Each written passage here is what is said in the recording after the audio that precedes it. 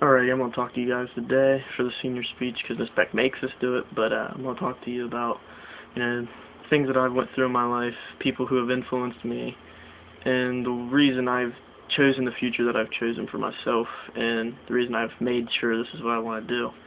I want you all to get out a piece of paper or a post-it note, whatever it may be, and write down one, maybe two people who have influenced you to choose the career or choose the things that you're going to do in your life. I starting 7 years ago, high state Michigan football game. My father abused me, hit me several times, and he was drunk, and things went real bad real quick. I tried to run and get help. When I did, he chokeslammed me on the pavement outside of the house he was at. Until still to this day, that right there is the biggest influence to make myself better than what he is, and prove to him that for him doing that has made me a better person, and it's made me choose the career that I've chosen. He hasn't been in my life for 7 years. He tries to, but he's just doing it just so his name don't get bad. But some fathers are deadbeats like mine. Another big influence, I'm gonna have a tough time talking about this, but my cousin Austin Gary. He passed away August 25th of 2010. Not many of you know, but his mindset wasn't there. He had broken into his buddy's house. His mom came home. He threatened her, and he ran down the road and took his own life. Me and him was best friends. I told him everything. He knew everything about me. He always wanted me to go to the military. That's all me and him ever talked about. He is the biggest influence, I want to say. That was... Sorry. But him passing has made me think, what more I could do with my life that could make it better, and that could make him proud up in heaven.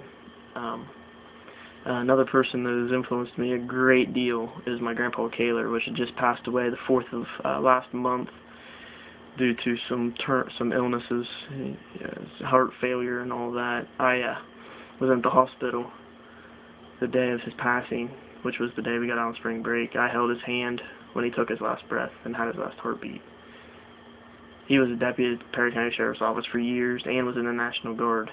So, that made me want to pursue my Marine career because he was in the military and I wanted to, make him happy. Then a guy that I'd met just 2 years ago, Chad Locke. He's a captain, Crooksville Fire Department, and he's been there more for me than anyone has. He's like a father to me. I'm going to show you guys a picture of my cousin Austin that passed away. If you can see that, there he is, sitting there at my grandfather's residence. And then here's a picture of my grandpa Kaler from right to left, then my great-grandma Nellie Kaler, and my uncle Manaford Kaler. This is my grandpa, my grandma, and my uncle. My grandpa was always there. He always talked about me. He loved me playing sports. He loved everything I did. Through losing these people, I've learned that this stuff makes you stronger. This makes you think more in depth and mature a lot quicker because you've lost so many loved ones in a short amount of time. That you was close to. My father not being there, it's just pretty much motivated me to make sure I done things better than he could ever do, and make sure my life was going to be on the right track for when I leave. Not many people know, but losing relatives.